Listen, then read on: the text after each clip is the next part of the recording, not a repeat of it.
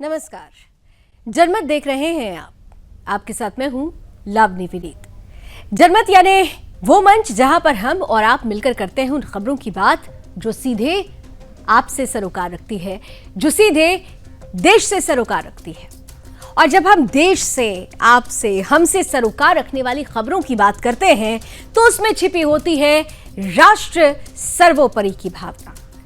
राष्ट्र सर्वोपरि की भावना के साथ ही आज जिस पहली खबर की तरफ मैं आपको ले जाने वाली हूं, वो खबर राष्ट्र के लिए बहुत जरूरी है।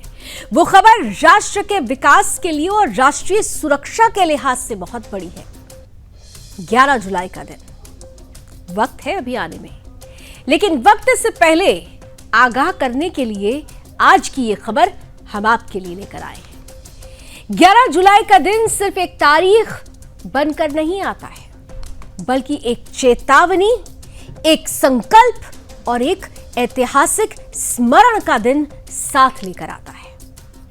11 जुलाई को पूरी दुनिया में जनसंख्या नियंत्रण दिवस मनाया जाता है, लेकिन भारत के लिए यह दिन एक बहुत बड़ी चिंता, एक बहुत बड़ी जिम्मेदारी लेकर आता है। वास्तव में देश की बढ़ती हुई आबादी, देश की बढ़ती हुई जनसंख्या और उसमें भी मुसलमानों की तेजी से बढ़ती आबादी भारत के सामाजिक, आर्थिक और सांस्कृतिक संतुलन के लिए एक विस्फोटक चुनौती बन चुकी है। एक ऐसा विस्फोट जो भारत के लिए सबसे बड़ी चुनौती बन चुका है। यहां पर विशेष रूप से आपकी जानकारी के लिए हम बताते हैं कि भारत के अनेक ऐसे जिले हैं जहां पर मुस्लिम आबादी 50% से ऊपर पहुंच चुकी है। कई ऐसे राज्य हैं, 9 ऐसे राज्य हो चुके हैं जहां पर हिंदू अल्पसंख्यक हो गए हैं। असम के धुबरी में 79%, बिहार के किशनगंज में 68%, केरल के मल्लपुरम में 73%, श्रीनगर में 96%। ये आंकड़े जो सामने हैं, इन आंकड़ों के पीछे केवल संख्या नहीं है, बल्कि एक सुनियोजित, एक नियोजित असंतुलन और सत्ता परिवर्तन की रणनीति है। याद है आपको कि पाकिस्तान ने क्या कहा था? कहा था कि लड़के लिया पाकिस्तान, हंस के लेंगे हिंदुस्तान। ये जो बात है, इस पंक्ति के पीछे की छिपी हुई जो भावना थी, ये उसी जनसंख्या नियंत्रण का ही आधार है। अब सवाल सीधा है कि क्या सरकार को अब भी जनसंख्या नियंत्रण कानून लाने में हिचकिचाहट होनी चाहिए? क्या समान जनसंख्या नीति की मांग अब भी अनसुनी होनी चाहिए? और इन्हीं सवालों को लेकर साल 2018 में राष्ट्र निर्माण संस्था के अध्यक्ष, धर्म योद्धा डॉक्टर सुरेश चौहान जी ने एक ऐतिहासिक कदम उठाया था। 18 फरवरी 2018 से लेकर 22 अप्रैल 2018 तक पूरे भारत में 20,000 किलोमीटर की भारत बचाओ यात्रा निकाली गई थी। 70 दिनों की यह यात्रा अपने आप में ऐतिहासिक इसलिए थी क्योंकि इसमें भारत बचाने की मांग थी, और वो मांग जनसंख्या नियंत्रण कानून की। देश के कोने कोने से होते हुए 22 अप्रैल को नई दिल्ली के रामलीला मैदान में इस यात्रा का समापन हुआ। वास्तव में ये सिर्फ एक यात्रा नहीं थी, बल्कि एक राष्ट्रीय चेतना का जन जागरण था। रामलीला मैदान में उस दिन शाम 5 बजे देश के हर कोने से लाखों की संख्या में लोग जुटे थे। विदेशों से आए अप्रवासी भारतीयों ने भी अपनी उपस्थिति दर्ज कराई थी।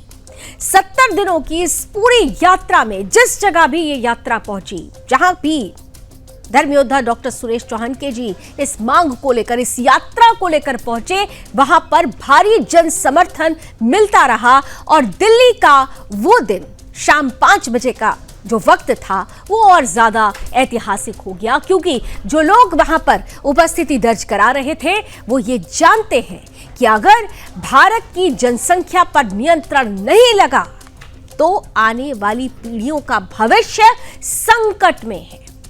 डॉक्टर सुरेश चौहान जी ने मंच से यह घोषणा की थी कि यह हुंकार सिर्फ कानून की मांग नहीं है, बल्कि भारत को बचाने की अंतिम पुकार है। इस ऐतिहासिक सभा में 10 करोड़ लोगों के हस्ताक्षर से युक्त जन समर्थन पत्र भी प्रस्तुत किया गया और मांग रखी गई कि मुस्लिम जनसंख्या नियंत्रण कानून तुरंत बने। आज जब हम 2025 में खड़े हैं, तब यह सवाल फिर हमारे सामने है कि क्या उस यात्रा की चेतावनी को हम अब भी नजरअंदाज कर रहे हैं?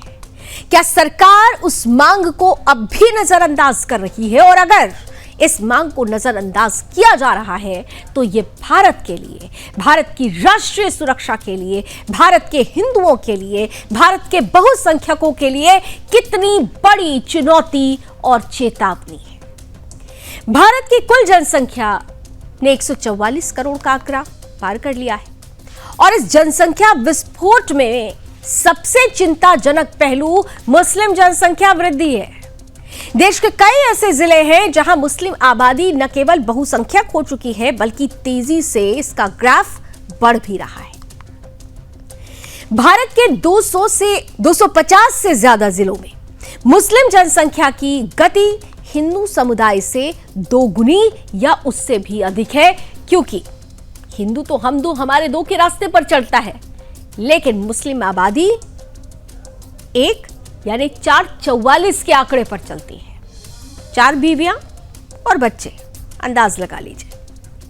ये सभी आंकड़े बहुत चौंकाते हैं और ये आंकड़े इसलिए चौंकाते हैं क्योंकि मेवात, जो मुस्लिम हब माना जाता है, यहां पर मुसलमानों की प्रजनन दर यानी TFR जिसे कहेंगे 3.9 है, जबकि हिंदू समुदाय वहां 2.1 पर स्थिर है। असम के धुबरी में यही अंतर 3.7 बनाम 1.9 का है, यानी 3.7 की दर से अगर देखें तो मुसलमानों का प्रजनन दर है, जबकि हिंदुओं का 1.9 है।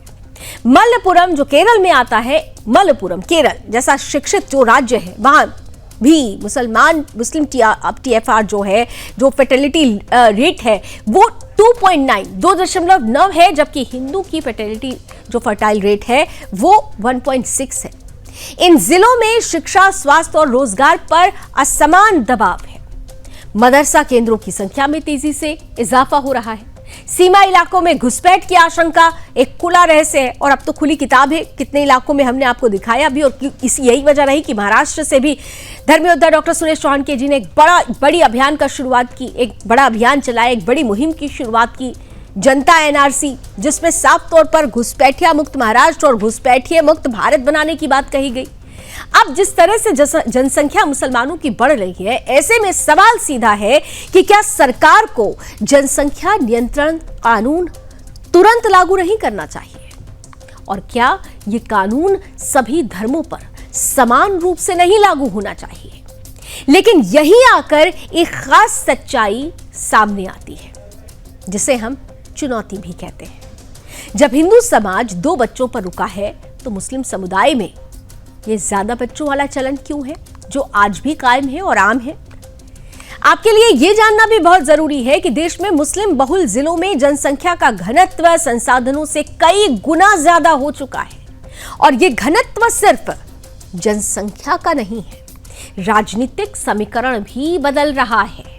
कई सामाजिक विशेषज्ञ और पूर्व नौकरशाह साफ कह चुके हैं कि संख्या अब हथियार का रूप ले रही है, और अगर अब भी जनसंख्या नियंत्रण कानून नहीं लाया गया तो भारत का विभाजन निश्चित है। वास्तव में मुद्दा अब सिर्फ विकास या गरीबी का नहीं है, मुद्दा है सांस्कृतिक, सामाजिक और राजनीतिक असंतुलन का। तो क्या मुस्लिम जनसंख्या नियंत्रण कानून लागू करना जरूरी नहीं है? क्या समान जनसंख्या नीति के बिना भारत की एकता और अस्तित्व खतरे में नहीं है?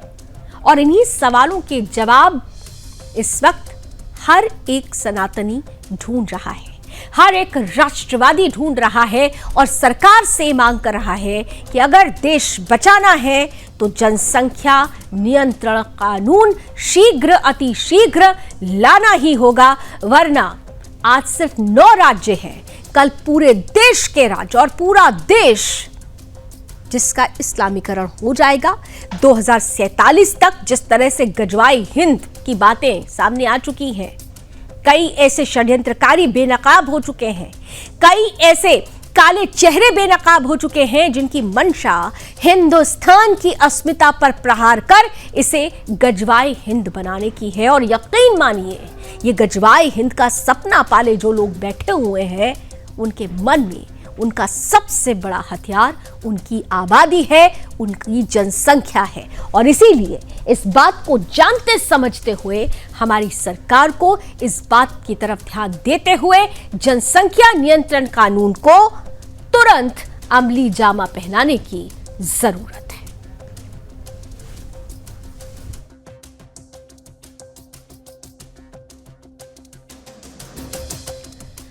जब हम जनसंख्या नियंत्रण कानून की बात करते हैं तो उसके पीछे कई ऐसे कारक हैं, कई ऐसी घटनाएं हैं, कई ऐसे प्रकरण हैं जो जनसंख्या नियंत्रण कानून की वक्त रहते हुए मांग को और ज्यादा बल देते हैं। और उसी से जुड़ी हुई अगली खबर आपके सामने रख रहे हैं। लखनऊ में लुलु मॉल, आप में से बहुत सारे लोग उत्तर प्रदेश की राजधानी लखनऊ घूमने गए होंगे तो लुलु मॉल जरूर गए होंगे। यही लुलु मॉल अब सवालों के घेरे में है। लुलु मॉल, जहां एक हिंदू लड़की के साथ दुष्कर्म और धर्मांतरण का मामला सामने आया है। लुलु मॉल जो पहले से ही विवादों में था, इस बार एक जिहादी कर्मचारी द्वारा हिंदू लड़की को नौकरी से हटाने के लिए धर्म परिवर्तन का दबाव डालने और उसे शारीरिक और मानसिक रूप से प्रताड़ित करने का आरोप लगा है। घटना के बाद यह साफ हो रहा है कि मॉल में मुस्लिम कर्मचारी हिंदू महिलाओं को निशाना बनाता है, उनके साथ दुष्कर्म करता है और फिर शुरू होता है ब्लैकमेलिंग का खेल। जिहादी फराज ने हिंदू महिला को ब्लैकमेल कर उसके गहने और रुपए उससे ठग लिए। सुदर्शन न्यूज बहुत पहले से ही ये कह रहा है कि ऐसे जिहादी जगहों पर हिंदू लड़कियों और महिलाओं को थोड़ा सावधानी के साथ जाना चाहिए, क्योंकि ये वो स्थान होते हैं जहां पर हिंदू लड़कियों के साथ, हिंदू बेटियों के साथ अत्याचार हो रहा है। जब ये मॉल बन रहा था तब भी हमने ऐसी ही घटनाओं की आशंका जाहिर की थी और आज जो आशंका हमने जाहिर की थी वो सच साबित होती हुई नजर आ रही है।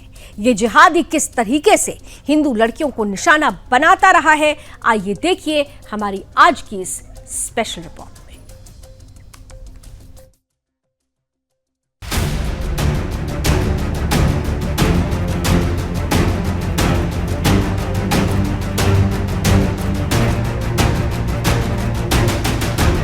जिहाद इस्लाम का वो हिस्सा है जिसकी बदौलत आज इस्लाम दुनिया में सबसे बड़ा मजहब बना है। ये जिहादी जहां भी रहेंगे इस्लाम के लिए जिहाद करते रहेंगे, नौकरी करें या पंचर लगाएं, लेकिन वे अपने जिहाद से बाज नहीं आ सकते। जी हां, ताजा घटना सामने आई है उत्तर प्रदेश की राजधानी लखनऊ से, जहां एक मॉल जिसका नाम लुलु मॉल है। ये मॉल जब से खुला है तब से हमेशा किसी न किसी कारण से विवादों में रहता है। इस बार ये लुलु मॉल दुष्कर्म और धर्मांतरण की घटना के बाद विवादों में आया। इस मॉल में काम करने वाला फराज एक हिंदू लड़की का दुष्कर्म करता है और उसे शारीरिक और मानसिक रूप से प्रताड़ित करता है। लड़की का अश्लील वीडियो बनाकर उसे बार बार ब्लैकमेल कर दुष्कर्म की घटना को अंजाम देता है। लड़की के विरोध करने पर उसे और परिवार को जान से मारने की धमकी देता है। जिहादी फराज की प्रताड़ना जब लड़की की सहनशीलता से ऊपर चली जाती है तो वो इसका विरोध शुरू करती है। जिहादी फराज उसे इस्लाम कबूल करने का दबाव डालता है और कहता है कि मॉल में नौकरी करनी है तो इस्लाम कबूल करो, वरना यहाँ काम नहीं कर सकते। लड़की की तहरीर पर लखनऊ के सुशांत गोल्फ सिटी थाने में मामला दर्ज हुआ है और पुलिस ने आरोपी फराज को गिरफ्तार कर लिया है। लेकिन सबसे खास बात यह कि ये मॉल जब बन रहा था तभी सुदर्शन न्यूज ने इसका विरोध करते हुए हिंदुओं को आगाह किया था, यहाँ धर्मांतरण और लव जिहाद का रैकेट चलाया जाएगा। आज वो सच साबित हो रहा है, क्योंकि ऐसे संस्थानों में काम करने वाले पुरुष स्टाफ 100% मुस्लिम होते हैं और महिला स्टाफ हिंदू लड़कियां और महिलाएं होती हैं। क्योंकि इनके इस्लाम में महिलाओं का नौकरी करना मना है, ये मलेच्छ हिंदू महिलाओं को हमेशा से निशाने पर रखते हैं और उनके साथ उनका हितैषी बनने की आड़ में शोषण और धर्मांतरण करवाते हैं।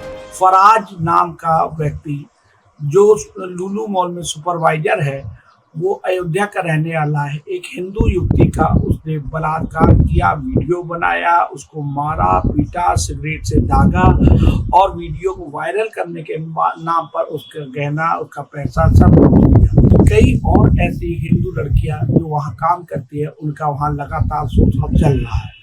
ये पीड़िता का वहाँ पर आरोप है। अब आप सोचिए कि जो हमने पहले कहा था कि लुलु नहीं, ये लुलु और सनातनियों लड़कियों के लिए ये जो है अपराध का केंद्र है। लखनऊ का लुलु मॉल एक मल्टीनेशनल कंपनी लुलु ग्रुप इंटरनेशनल दुबई की कंपनी है, जिसके अध्यक्ष और प्रबंध निदेशक M.A. यूसुफ अली हैं। लखनऊ में इसके उद्घाटन के तुरंत बाद कुछ लोगों की ओर से मॉल के भीतर नमाज पढ़ने का वीडियो वायरल हुआ था। इसको लेकर हिंदू संगठनों ने कड़ी आपत्ति जताई और मॉल के बाहर प्रदर्शन करते हुए हनुमान चालीसा का पाठ करने की मांग की।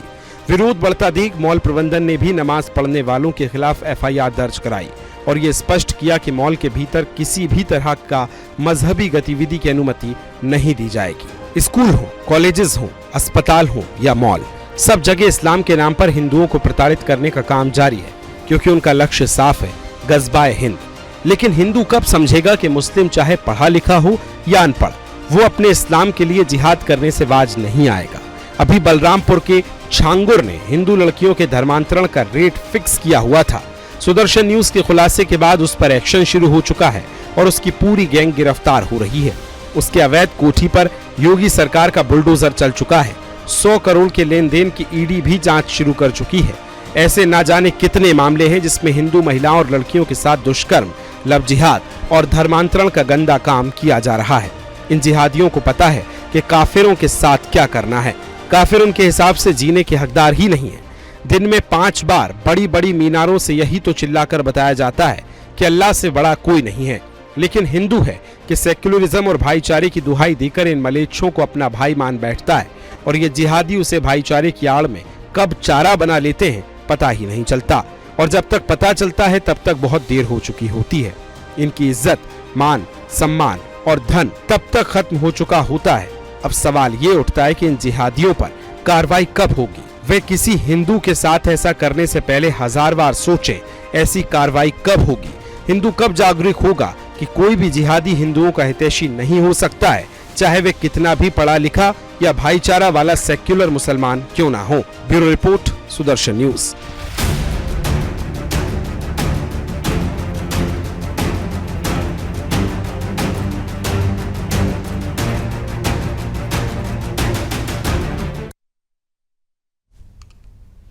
अब आपको समझ में आ गया होगा कि हम क्यों कह रहे हैं कि समय की मांग है जनसंख्या नियंत्रण कानून, क्योंकि जैसे जैसे आबादी बढ़ेगी वैसे वैसे ये जिहादी हमारी हिंदू बहन बेटियों की तरफ नजरें उठाकर देखेंगे, धर्मांतरण का दबाव बनाएंगे, लैंड जिहाद जैसे कुकृत्य को अंजाम देंगे और हम हिंदू अपने ही भारत में अपने आप को ठगा हुआ महसूस करेंगे। इसलिए जरूरत है हिंदुओं के संगठन की, संगठित होने की। लेकिन बड़े अफसोस के साथ कहना पड़ता है कि हमारे ही देश में कुछ ऐसी राजनीतिक पार्टियां हैं जो इस खतरे को देखते हुए भी उस पर से आंखों की पट्टी उन्होंने इसलिए बांध रखी है क्योंकि उन्हें ऐसे जिहादियों में, ऐसे घुसपैठियों में अपना वोट बैंक नजर आता है। तुष्टीकरण की राजनीति चरम पर रहती है और यही हो रहा है इन दिनों बिहार में। बिहार जिसके लिए ये साल बहुत खास है, जिसके लिए ये साल चुनावी साल है। साल के आखिरी में बिहार में चुनाव होने वाला है। बिहार की राजनीति हर वक्त करवट बदल रही है, लेकिन सबसे महत्वपूर्ण बिहार में महागठबंधन की राजधानी है, जिसने आज बिहार बंद बुलाया हुआ था। बिहार बंद जो सिर्फ एक राजनीतिक प्रदर्शन नहीं बल्कि एक बड़ी साजिश का संकेत देता है। तेजस्वी यादव और उनके सहयोगी दलों ने चुनाव आयोग द्वारा शुरू की गई विशेष गहन मतदाता पुनर्निरीक्षण यानी SIR, जो ये खास रिवीजन है, उस प्रक्रिया के खिलाफ विरोध का बिगुल फूंक दिया है। कांग्रेस नेता राहुल गांधी भी पटना में तेजस्वी के सुर में सुर मिलाते हुए नजर आए। विरोध मार्च के दौरान आरोप लगाया गया कि प्रक्रिया मानसून और बाढ़ के समय शुरू करना पूरी तरह निंदनीय है और इससे गरीब, दलित और अशिक्षित लोग पंजीकरण से बाहर हो सकते हैं। लेकिन क्या ये आरोप सच है या सिर्फ एक राजनीतिक चाल है? विपक्षी दल इस अभियान को रोकने के लिए पूरी ताकत झोंक रहा है, क्योंकि विपक्षी दल के लिए यह प्रक्रिया उनके फर्जी वोटर्स को बेनकाब करने वाली है। लेकिन चुनाव आयोग जिस पर यह दबाव बनाया जा रहा है, प्रक्रिया को गलत ठहराया जा रहा है, चुनाव आयोग का यह कदम विपक्षी वोट बैंक को करारा झटका दे सकता है। जैसा मैंने अभी आपको बताया कि फर्जी वोटर्स इससे पहचान लिए जाएंगे, घुसपैठिए इससे पहचान में आ जाएंगे और यही डर विपक्षियों को सता रहा है। चुनाव आयोग का उद्देश्य घुसपैठियों को पहचान कर उन्हें बिहार से, देश से खदेड़ना है और यही बात विपक्ष के लिए चिंता का सबब है। विपक्ष ये दावा कर रहा है कि 11 दस्तावेजों की मांग गरीबों के लिए असंभव है, लेकिन क्या ये सच्चाई है या इन दस्तावेजों की जरूरत चुनाव प्रक्रिया की सुरक्षा के लिए है? सवाल यह है कि क्या बिहार में यह आंदोलन महागठबंधन को फायदा पहुंचाएगा या विपक्ष की राजनीति के लिए एक बड़ा संकट साबित होगा, या सीधा सीधा बिहार के लोगों के लिए यह फायदेमंद होने वाला है, क्योंकि उनके हक पर हकमारी जो फर्जी वोटर्स जो घुसपैठिए कर रहे हैं, क्या ये उन्हें बेनकाब करने की प्रक्रिया है जिससे विपक्ष घबराया हुआ है?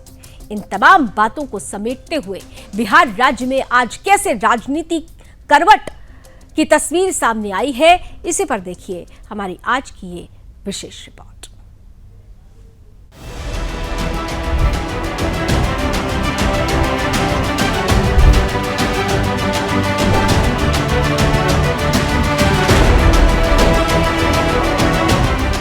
आज बिहार में महागठबंधन का बिहार बंद महज एक राजनीतिक शो नहीं था, बल्कि साजिश की ओर इशारा करता है। तेजस्वी यादव और उनके साथी विपक्षी दलों ने चुनाव आयोग की ओर से शुरू की गई विशेष गहन मतदाता पुनरीक्षण प्रक्रिया के खिलाफ विरोध का बिगुल फूंका। कांग्रेस नेता राहुल गांधी ने पटना में विरोध मार्च के दौरान दावा किया कि चुनाव आयोग की प्रक्रिया मानसून और बाढ़ के समय शुरू करना पूरी तरह निंदनीय है। उनका कहना है कि इसमें गरीब, दलित और अशिक्षित लोग पंजीकरण से बाहर हो सकते हैं, लेकिन क्या यही सच है? क्या यह आरोप सिर्फ राजनीति का हिस्सा है? यहाँ से क्लियर मैसेज देना चाहता हूँ, आपको जो करना है करिए, मगर बाद में कानून आप पर लागू होगा। भूलिए मत, आप कितने भी बड़े हो, कहीं भी बैठे हो, कानून आपको नहीं छोड़ेगा। मैं आपको गारंटी दे रहा हूं कि कानून आपको नहीं छोड़ेगा। आपका काम बीजेपी का काम करने का नहीं है, आपका काम हिंदुस्तान के संविधान की रक्षा करने का है। आपका काम बिहार की जनता का जो वोट है, बिहार की जनता के दिल के अंदर जो है, उसको पूरा करने का है, और आप अपना काम नहीं कर रहे हो। आप सबके जज्बे को हौसले को तेजस्वी सलाम करता है। देखिए, आज बिहार बंद कराया गया है।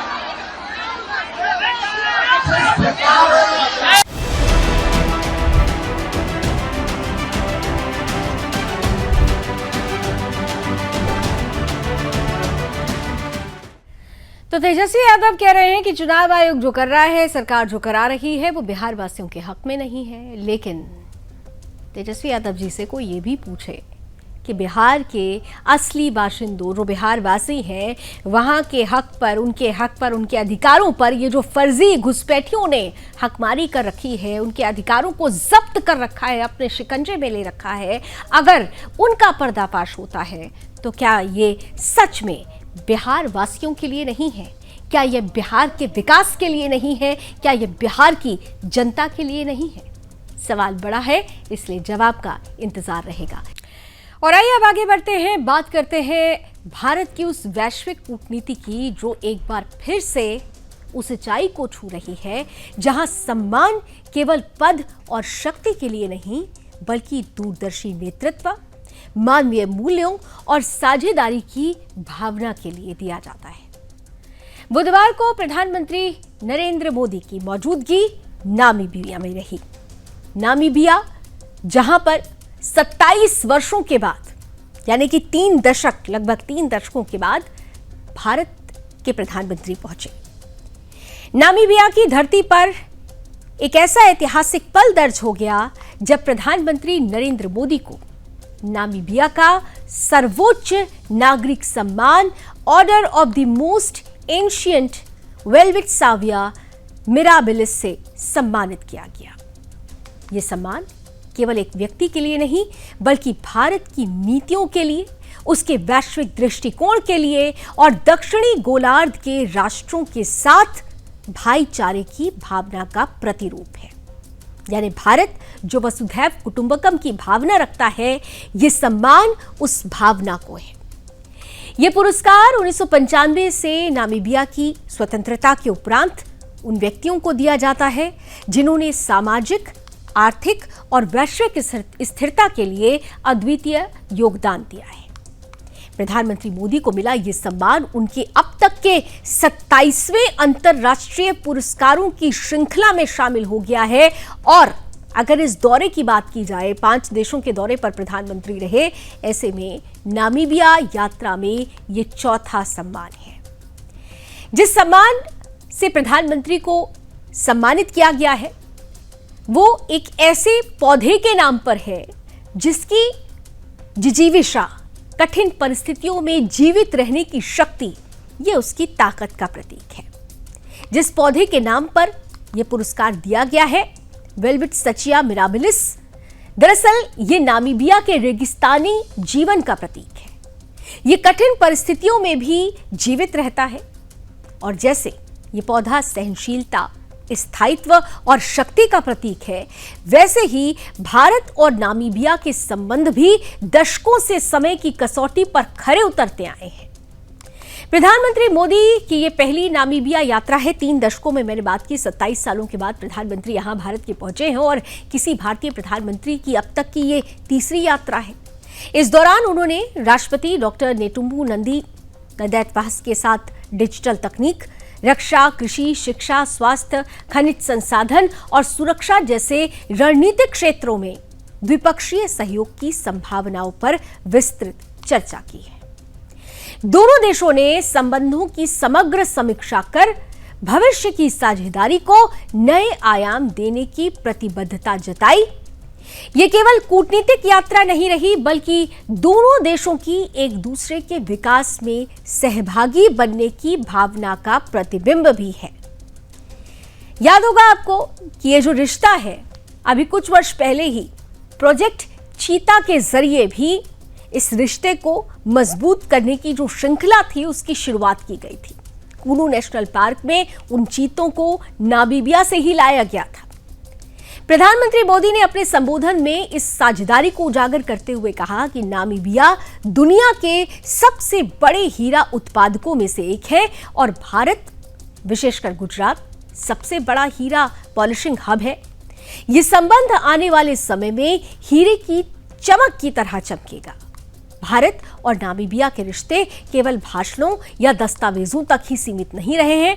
17 सितंबर 2022 को, जिसका जिक्र मैं अभी कर रही थी, 17 सितंबर 2022 को नामीबिया से भारत के कुनू नेशनल पार्क में 8 चीतों को लाना और फिर फरवरी 2023 में दक्षिण अफ्रीका से 12 चीतों का आना, ये दिखाता है कि दोनों देश जैव विविधता और संरक्षण जैसे वैश्विक सरोकारों में भी एक साथ कंधे से कंधा मिलाकर चल रहे हैं। ये पर्यावरण और संरक्षण के क्षेत्र में एक नई वैश्विक साझेदारी का प्रारंभ है।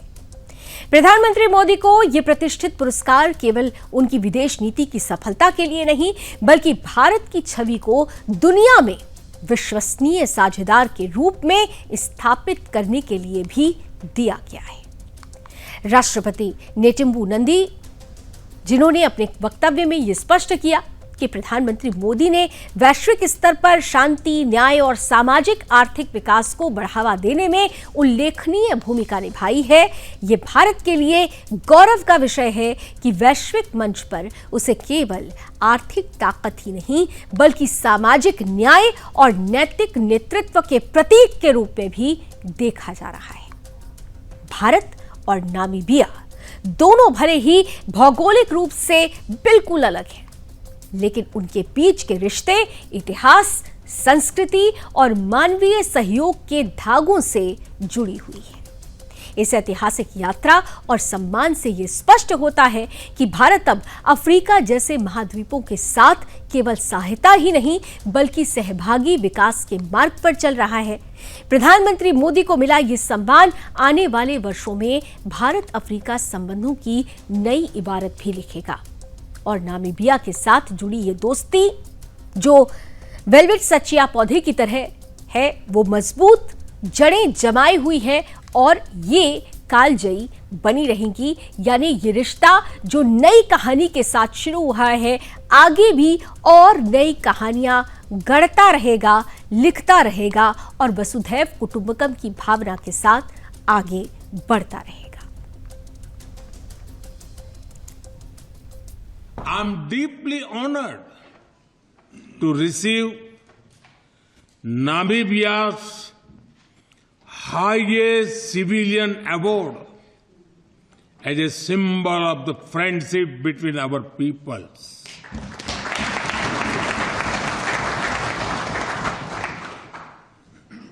Like the tough and elegant plants of Namibia, our friendship has stood the test of time. It quietly thrives in even the most dry of seasons. And just like your national Welwitschia mirabilis, it only grows stronger with age and time. On behalf of 1.4 billion people of India, I once again thank the President, the government, and the people of Namibia for this honor. Friends, India attaches great importance to its historic relation with Namibia. We not only value our ties from the past, but we are also focused on realizing the potential of our shared future. We see great value in working together on Namibia's Vision 2030 and the Harambee Prosperity Plan.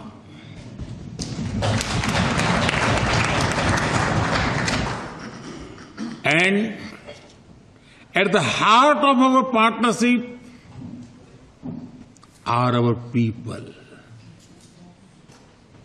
Over 1,700 Namibians have benefited from scholarships and capacity building programs in India. Speaking of currency, we are thrilled that Namibia is the first country to adopt India's UPI, Unified Payment Interface Technology. Soon, people will be able to send money faster than one can say Tangi Unene.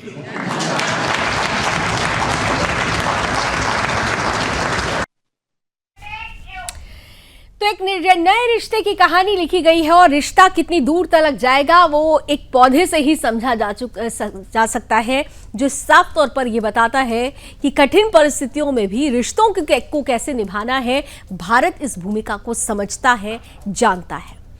अब थोड़ा आगे बढ़ते हैं और भारत से अलग बात कर लेते हैं। 6 जुलाई 2025 को यमन के हूती विद्रोहियों ने लाल सागर में एक बड़ा हमला कर वैश्विक समुद्री सुरक्षा को झकझोर दिया था। लाइबेरिया के झंडे वाले यूनानी स्वामित्व वाले मालवाहक जहाज मैजिक सीज को हूतियों ने ड्रोन, मिसाइल, ग्रेनेड और छोटे हथियारों से निशाना बनाया। जहाज पर भीषण विस्फोट हुआ, 2 हिस्सों में जहाज बट गया और मिनटों में समुद्र में समा गया। इस हमले में 3 नाविकों की मौत हो गई, 2 के घायल होने की पुष्टि हुई है, जबकि 22 चालक दल के सदस्यों को किसी तरह से बचाया गया। हूती विद्रोहियों ने इस हमले की जिम्मेदारी ली है और दावा किया है कि यह हमला इजराइल के खिलाफ उनकी घोषित नाकाबंदी का उल्लंघन करने पर किया गया है। उन्होंने घटना का वीडियो भी जारी किया, जिसमें विस्फोट और जहाज के टूटने का दृश्य फिल्म टाइटैनिक जैसी तबाही को दर्शाता है। यूरोपीय संघ के ऑपरेशन एस्पाइड्स ने घटना की पुष्टि करते हुए कहा कि जहाज स्वेज नहर की ओर जा रहा था जब उस पर यह हमला हुआ। हालांकि सुरक्षा बलों ने जवाबी फायरिंग की, लेकिन नुकसान नहीं टाला जा सका। घायल नाविकों में एक ने अपना पैर भी गंवा दिया है।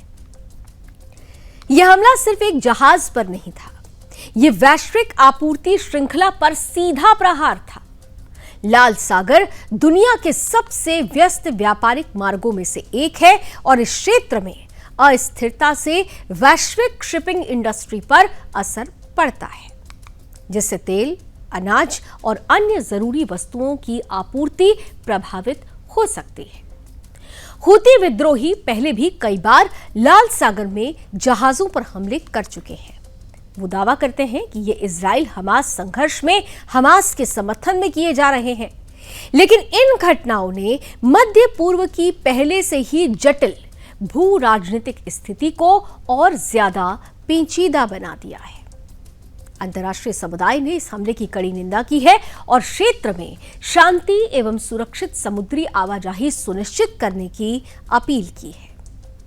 अब सवाल उठता है कि क्या अंतर्राष्ट्रीय सुरक्षा बल इस तरह के हमलों को रोकने के लिए और कठोर कार्रवाई करेंगे, या क्षेत्र लगातार वैश्विक व्यापार का जोखिम इस क्षेत्र में बना रहेगा जो दुनिया को प्रभावित करेगा। इस पर विश्लेषण और आकलन निश्चित रूप से दुनिया को ही करना होगा।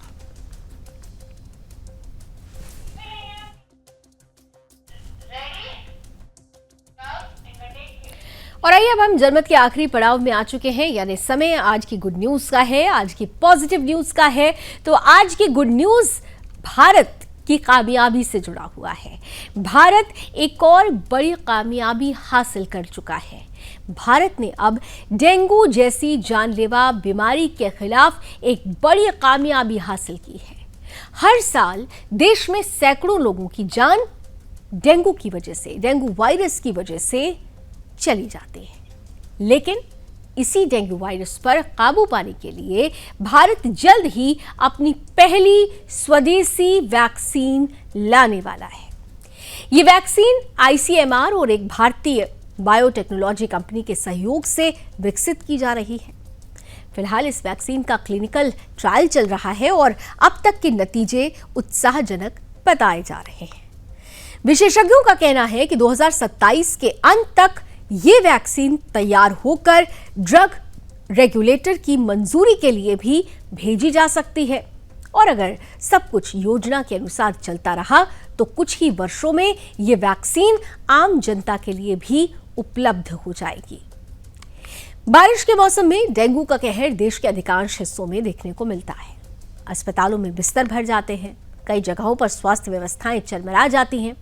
अब ऐसे में ये वैक्सीन देश के स्वास्थ्य तंत्र के लिए एक बड़ी राहत साबित हो सकती है।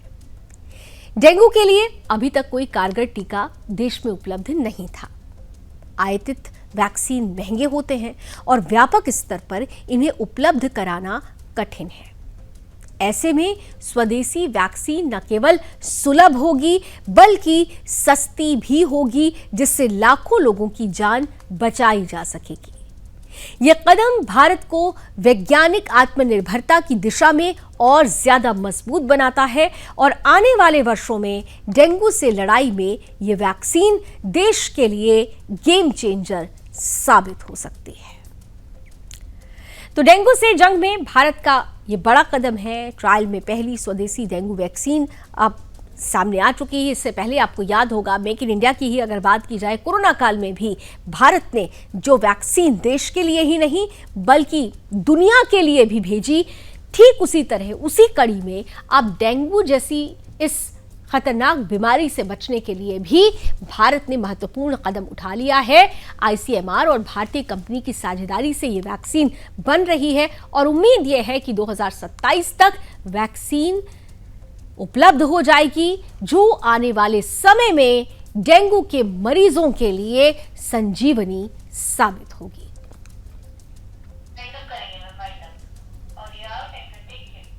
तो चलिए, जनमत में इसी खबर के साथ आज बस इतना ही, लेकिन देश और दुनिया की तमाम खबरों के लिए आप जुड़े रहिए सुदर्शन न्यूज के साथ। जय हिंद।